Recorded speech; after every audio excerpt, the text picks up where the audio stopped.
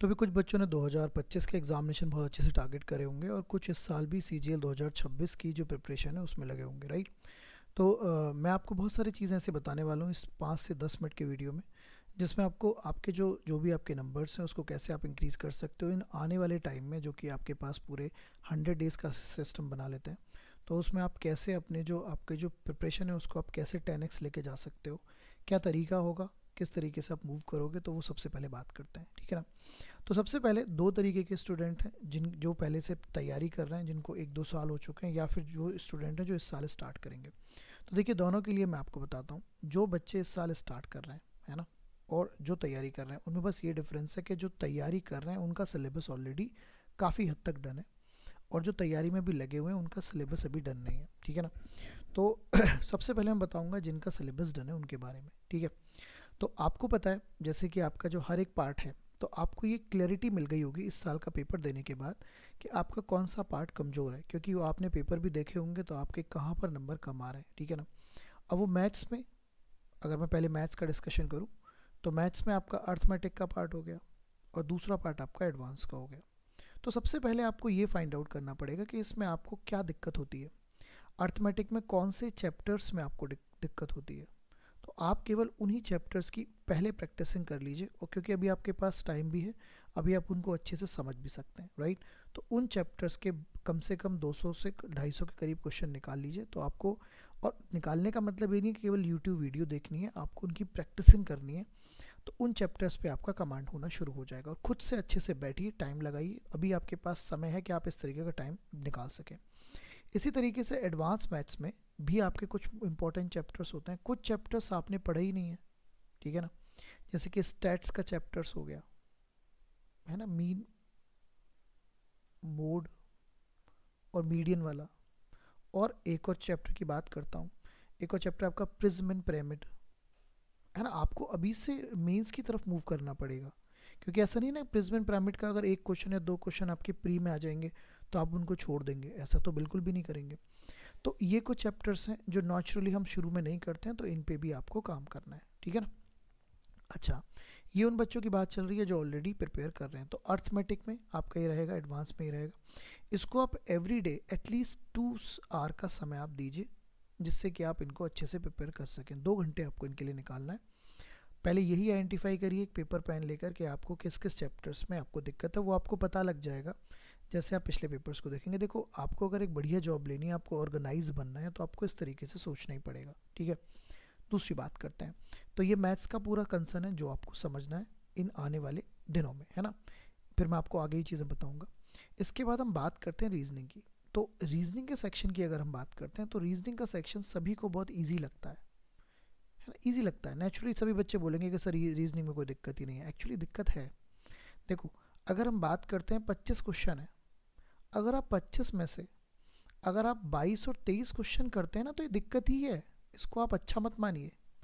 आपको 25 में से आपको 24 और 25 ही क्वेश्चन करने हैं, तो यहाँ जो आप ये 2 क्वेश्चन का गैप मारते हैं ना, इनको आप कम मत मानिए, ये आपके लिए दिक्कत बनाएंगे। तो एक्चुअली 25 में से 25 ही होने चाहिए, इस टाइप की रीजनिंग आ रही है। तो आप फाइंड आउट करिए कि आपको कौन से इसमें भी चैप्टर्स की दिक्कत है, क्योंकि कुछ बच्चों को जो बेसिकली दिक्कत होती है वो आपको एजम्पशन वाले क्वेश्चंस में दिक्कत होती है, जो एसएससी में कभी कभी पूछ लिए जाते हैं, है ना। और बहुत सारे इसमें टॉपिक्स हैं जो आपको समझना है।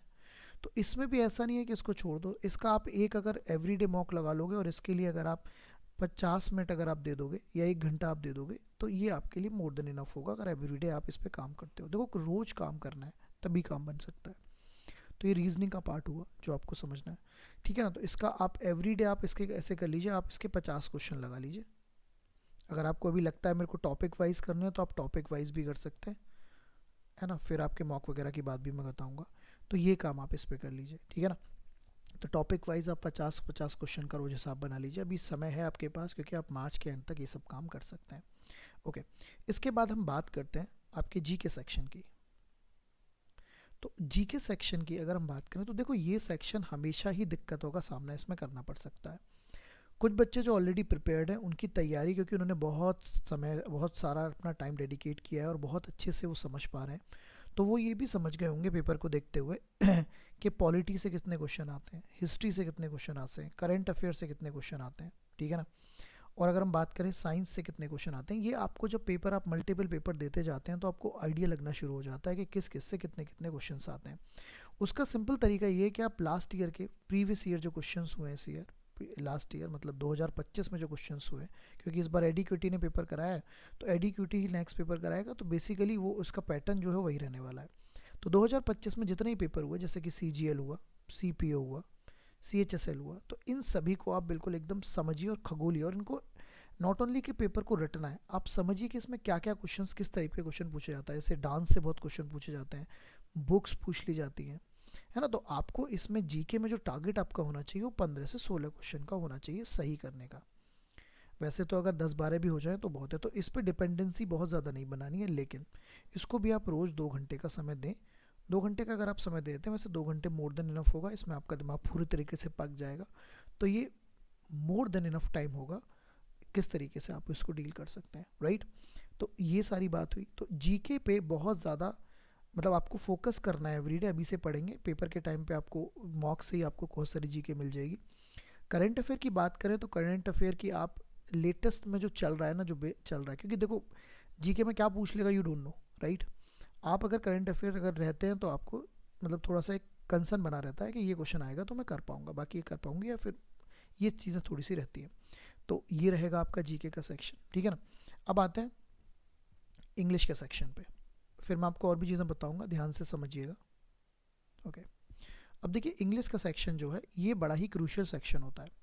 तो इंग्लिश के सेक्शन की अगर हम बात करते हैं तो इंग्लिश में एक तो वॉकैब का पार्ट है, दूसरा पार्ट आपका कॉम्प्रीहेंशन का पार्ट है ना, और तीसरा पार्ट आपका यहाँ पर क्लॉज भी आ जाता है, और फिर ग्रामर भी आ जाती है, राइट।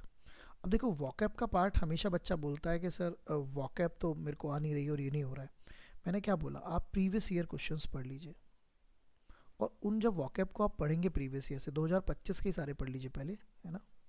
2025 के ही मैंने बताया CGL CPO CHSL तीनों पढ़ लीजिए। तो केवल वॉकैब को रटिए मत, उसका यूज़ कहाँ होता है आपकी रियल लाइफ में वो उसको समझना ज़रूरी है ना। रियल लाइफ में क्या यूज़ है उसको समझना बहुत ज़्यादा ज़रूरी रहेगा, राइट। कॉम्प्रीहेंशन कैसे डन होगा, इन्हीं प्रीवियस क्वेश्चंस में कॉम्प्रीहेंशन आए। मैं फिर से बोलूँगा कि आप अगर अच्छा तो तरीका ये रहेगा कि आप एक तो उन कॉम्प्रीहेंशन को पढ़ें ही पढ़ें, प्लस आप कोई भी एक बेसिक न्यूज़पेपर ले लीजिए और उस न्यूज़पेपर को भी आप थोड़ा टाइम दीजिए, है ना। अभी मैं बताऊँगा क्या टाइमिंग रहेगा। तो कॉम्प्रीहेंशन जो प्रीवियस पेपर में, अगर आप सब पेपर की देखेंगे तो हर एक में कॉम्प्रीहेंशन आपको देखने को मिला है।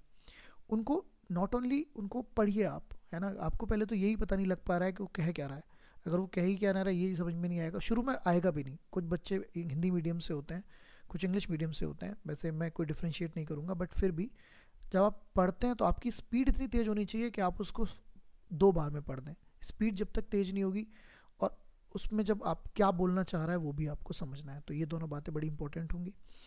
क्लॉज भी जो है वो अंडरस्टैंडिंग ही है, अंडरस्टैंडिंग तो इसमें भी है, कॉम्प्रीहेंशन में भी।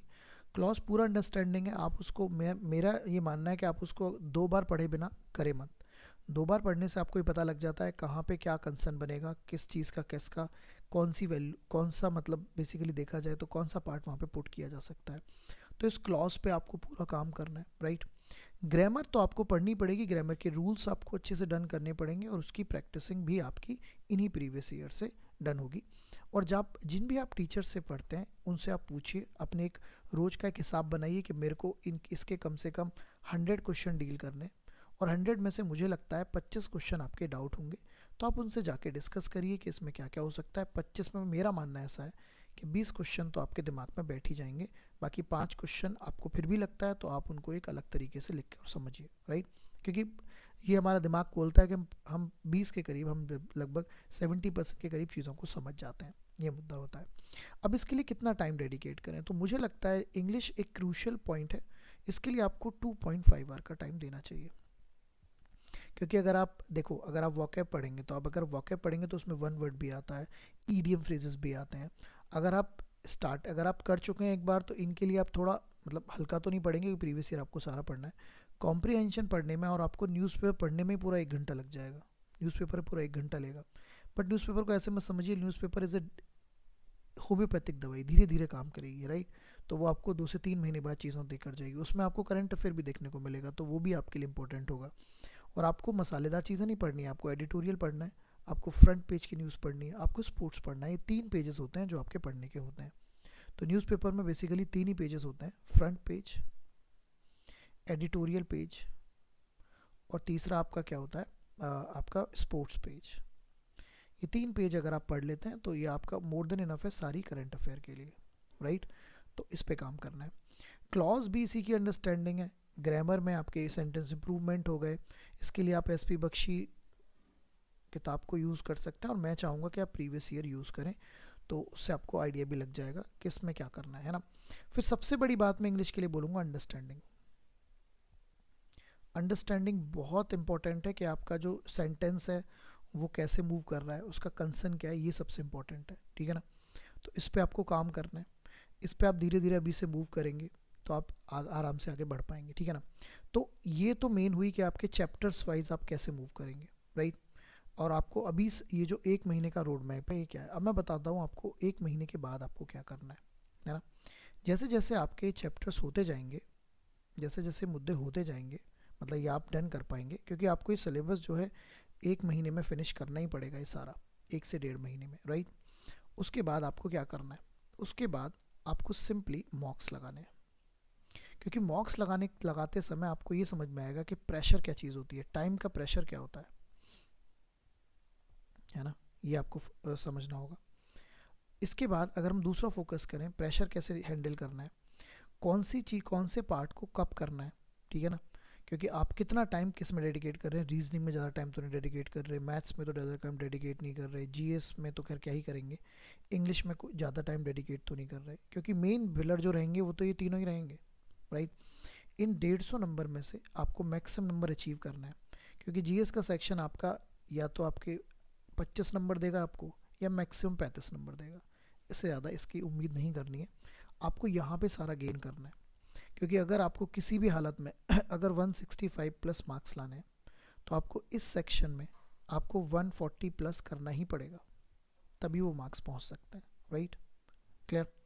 तो अब सारा खेल है, उसके बाद आपको मॉक्स लगाने हैं। देखो ये अगर अभी से करोगे तो मॉक्स शुरू हो जाएंगे आपके पहली अप्रैल से मॉक्स शुरू हो जाएंगे। अगर ये देर करोगे तो ये मॉक्स भी लेट हो जाएंगे, आपकी प्रिपरेशन भी लेट हो जाएगी, आपकी सारी चीज़ें लेट होती चली जाएंगी। तो ऐसा आपको नहीं करना है, अभी से आइडेंटिफाई करो, क्योंकि अगर कोई आदमी अगर होशियार आदमी है तो वो अपनी पुरानी गलतियों से सीखता है, तो आप भी उस गलती से सीखिए और बात को आगे बढ़ाइए, राइट। तो मॉक्स लगाने हैं, फिर आपको पता लगेगा कहाँ का गलती होती है। एक और चीज़ मैं बोलूँगा, बहुत बड़ी चीज़ होती है सॉल्यूशन। देखिए आप क्या करते हैं, आप कोई भी क्वेश्चन नहीं आता तो उसका चैट जीपीटी कर लेते हैं, और आप उसका दूसरी चीज़ क्या कर लेते हैं, एक तो चैट जीटीपी कर लेते हैं, जीपीटी कर लेते हैं, एक आप उसका कोई भी जैसे टेक्स्ट बुक हो गया है ना, या फिर कोई और एप्लीकेशन हो गई, उसका सॉल्यूशन देख लेते हैं। आप उस सॉल्यूशन को मत देखिए, मैं आपको फिर से बोल रहा हूँ, आप उसका डाउट पूछिए किसी टीचर से, राइट, जो भी आपके कंसर्न में है, क्योंकि जब आप पूछते हैं तो उससे और एक ईजी चीज़ निकल के आती है, उससे 10 चीज़ें निकल कर आती हैं। सॉल्यूशन में क्या होता है, एक सिस्टमेटिक वे आपको पता लग गया, बट जब आप किसी से डिस्कशन करते हैं उस क्वेश्चन का तो आपके पास 4 उसके मुद्दे और पता लगते हैं, और 4 मुद्दे पता होने बहुत ज़रूरी हैं, और जब कोई बात बोल के होती है तो दिमाग में ज़्यादा बेहतर बैठती है।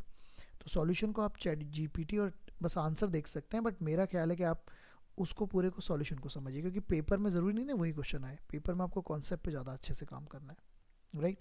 तो ये बात आपको समझनी है, क्लियर। और तो क्लैरिटी आपको समझनी है। तो अभी से अगर स्ट्रेटजी बनाएंगे तो आप एसएससी के जो एग्जामिनेशन आएंगे है ना, उनको बहुत अच्छे से टारगेट कर पाएंगे, इस तरीके से मूव कर पाएंगे, इस तरीके से लेके चलिए। तो आपको मैंने पूरा एक रोड मैप बताता हूँ फिर से। मैथ्स का वही अर्थमेटिक के चैप्टर्स को फाइंड आउट करिए किस में दिक्कत है, एडवांस के चैप्टर्स को फाइंड आउट करिए। आपका टारगेट होना चाहिए 2 घंटे का समय, 2 घंटे में आप 1 से 1.5 घंटा अपने क्वेश्चंस लगा सकते हैं, बाकी आधे घंटे या पौन घंटे आप इस तरीके से कर सकते हैं। थोड़ा बहुत इधर हो जाए कोई दिक्कत नहीं है, 2 घंटे का मतलब फिक्स नहीं होता, कभी कभी मन करता है 2.5 घंटे भी, कभी कभी मन करता है 1.5 घंटे भी, है ना। स्टैट्स के जो चैप्टर्स हैं इनको हमने डन करना है, प्रिज्म एंड पिरामिड के चैप्टर्स को भी डन करना है। रीजनिंग ईजी है, तो इसका मतलब ये नहीं है कि आप 1-2 क्वेश्चन भी गलत करें, आपको एक भी गलत नहीं करना है। एक गलत हो जाए तो वो तो किस्मत की बात होती है, अदरवाइज टारगेट ये होना चाहिए कि आपके 24 से 25 क्वेश्चन सही होने चाहिए, और फास्ट भी होने चाहिए, है ना, जल्दी भी होने चाहिए। इसके बाद बात करते हैं जीके का सेक्शन। जीके के सेक्शन में अभी हमने बात करी कि आपके पॉलिटी से कितने क्वेश्चन आते हैं, करंट अफेयर से कितने क्वेश्चन आते हैं, हिस्ट्री से कितने आते हैं, साइंस से कितने आते हैं, डांस क्या आता है, ये सब चीज़ें आप पढ़िए, इनको दिमाग में डालिए, क्योंकि इनमें गलती की गुंजाइश नहीं है, तभी आप 12 से 14 क्वेश्चन या 15 क्वेश्चन सही कर पाएंगे, राइट। और आप प्रीवियस ईयर, लास्ट ईयर जो 2025 में क्वेश्चन पेपर आए, उनके फाइंड आउट करिए किस टाइप के क्वेश्चन पूछे जाते हैं। कुछ तो अननेसेसरी होंगे, बट कुछ आपको समझ में आएगी बात, कुछ पैटर्न समझ में आएगा किस तरीके की बातें हो रही हैं। इसके बाद हम बात करते हैं इंग्लिश की। इंग्लिश में चार चीज़ों में डिवाइडेड है, वॉकैब, कॉम्प्रिहेंशन, क्लॉज और ग्रामर। तो वॉकैब प्रीवियस ईयर का अच्छे से पढ़िए, बाकी और भी पढ़ सकते हैं, बट प्रीवियस ईयर पे फोकस करिए फिलहाल के लिए। कॉम्प्रिहेंशन आपको पढ़ने से आएगा, न्यूज़पेपर पे फोकस करिए। आप 2 न्यूज़पेपर ले सकते हैं, टाइम्स ऑफ इंडिया और हिंदू, या इंडियन एक्सप्रेस, 3। वैसे मैं बोलूँगा इंडियन एक्सप्रेस और टाइम्स हिंदू इज़ ओके अगर आप लेना चाहते हैं, अदरवाइज़ आप प्रीवियस ईयर, मार्केट में ना कुछ किताबें भी होती हैं कॉम्प्रिहेंशन की, आप उन्हें भी लेकर, उनसे भी, कॉम्प्रिहेंशन और क्लॉज की अलग अलग किताबें, आप उनसे लेकर, या फिर प्रीवियस ईयर पेपर में देखेंगे तो वहाँ हर जगह आपको दिख जाएंगे, राइट। पर उसका ही फ़ायदा है किताबों का कि आपके सामने आंसर नहीं होता, तो आप खुद से आंसर करते हैं, तो एक बेहतर तरीका निकल कर आता है, ठीक है ना। ऐसे ही ग्रामर के रूल्स को अच्छे से पढ़ लीजिए, उनको कैसे यूज़ करना है, क्या करना है, वो सब आपको आइडिया लग जाएगा, राइट। तो ये वाली बात हुई, होपफुली ये सारा आप अच्छे से कर पाएंगे और ये सारी बात आप समझ गए होंगे। मैं चाहूँगा कि आपको अगर कोई दिक्कत है तो आप यू कैन कमेंट। बढ़िया से आपको करना है, स्ट्रेटजी आपको लेकर जानी है, स्ट्रेटजी लेकर जाएंगे तो इस साल आप बढ़िया से फ्लाइंग कलर से बाहर आ पाएंगे, okay. All the best, take care. कोई डाउट है तो यू कैन कमेंट, राइट। और बाकी इसी तरीके से चीज़ें होती रहेंगी, बढ़िया तरीके से आपको समझना है। All the best, take care, bye bye.